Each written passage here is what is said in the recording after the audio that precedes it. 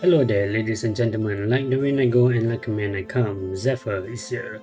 And today I have come to review a game called Itorah to see if it's worth playing during your downtime.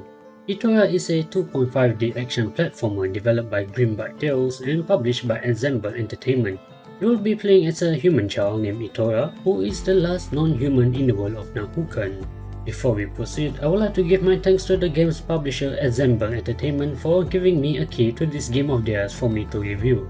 And as usual, ladies and gentlemen, before we dive into the game, we shall dive straight into the option menu first. As you can see, we have language, input, display and audio, and under the language option, we can play Itorah in English, Simplified Chinese, Spanish, Korean, Traditional Chinese, Russian, Portuguese, Japanese and Dutch.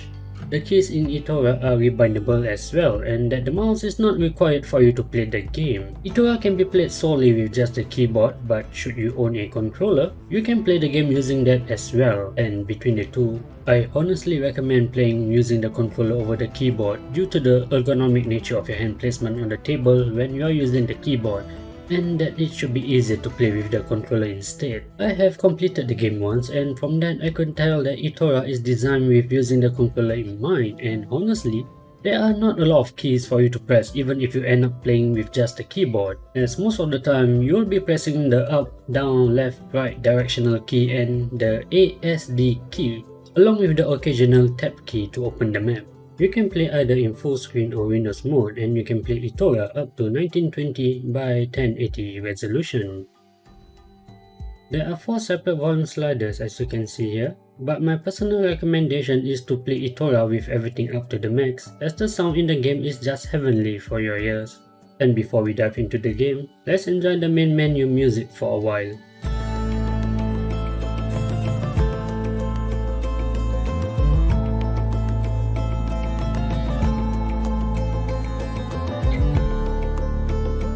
Alright, that's enough of that. Let's get into the game.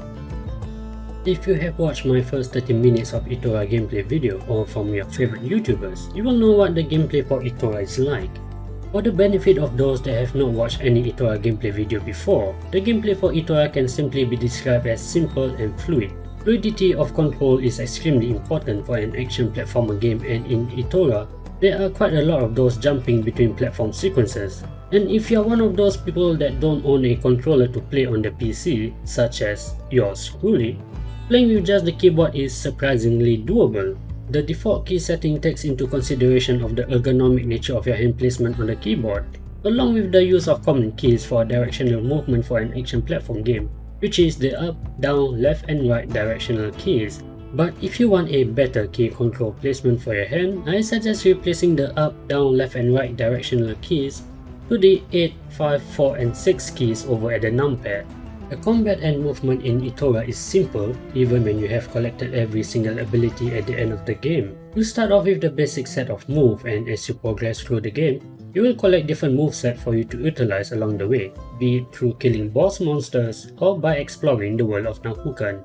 The moves you learn are set in an order of how the game wants you to move, and that the area levels are designed in a way that requires you to move through the area only once. There is no need for you to completely backtrack to the starting point, as once you have reached the end of the level, there are shortcuts for you to take to cut across the various ordeals you have been through. Story in Itorah is linear. There is no secret ending, there is no multiple ending, hence perfectly explaining why the levels design in Itorah are rather linear as well. Every level and enemy are handcrafted with love and passion. Coupled with the amazing soundtrack that the game has, traversing the world of Nahucan is both visually appealing and audibly satisfying. Enemies in Itorah are pretty much one-dimensional, except for the boss of course. Most of them have a single attack pattern, and it's pretty easy to figure out after a few seconds of observation. The game doesn't have a lot of monsters variety either, and because of that, when you go through different areas, you will see the same monster getting recycled all over again. What is lacking in terms of quality, the game tries to substitute it with quantity instead. So if you're hoping that Itorah has a wide variety of monsters or monsters with various attack patterns like the kind in Hollow Knight, you won't get that here in this game. And for me, I think that's alright. The boss monster on the other hand grows in difficulty from one boss to another. And the first boss monster that you ever encountered is, honestly, just as one-dimensional as the normal monster, albeit its bigger frame and thicker health. But the subsequent bosses have more variety of attack patterns one after another. With that being said, the overall difficulty of the boss fight isn't at the level of Dark Souls or Hollow Knight. It is more of a Hollow Knight for kids. A difficulty level where kids will find it hard and challenging, whereas the adults will find it to be slightly amusing. I think the only downside to Itorah is that you can complete the entire game within 10 hours in your first run. Granted that Itorah isn't a roguelike action platformer game where you die over and over again, such as Dead Cells. I think players expect the gameplay for a story-focused action platform game to last somewhat around 15 to 20 hours. Although there is some replayability value in terms of getting a 100% Steam achievement, that won't be enough for some people out there. But when you consider the fact that most of the monsters are one-dimensional, maybe it's worth considering going at the game once again. And that, ladies and gentlemen, is Itorah, and the game is available on the PC.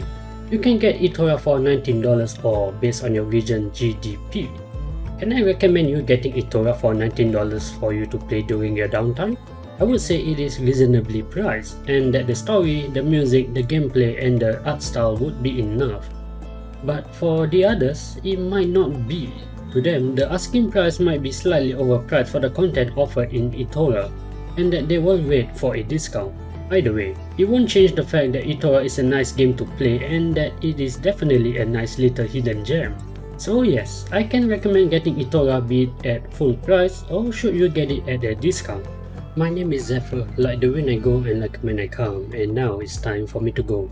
Thank you for watching all the way till the end, and if you enjoyed the video, do subscribe to show your support. Feel free to follow me on Twitch if you like to see me play the game first before it ends up as a review. Stay safe, have a wonderful day, and I hope to see you in the next video. See ya!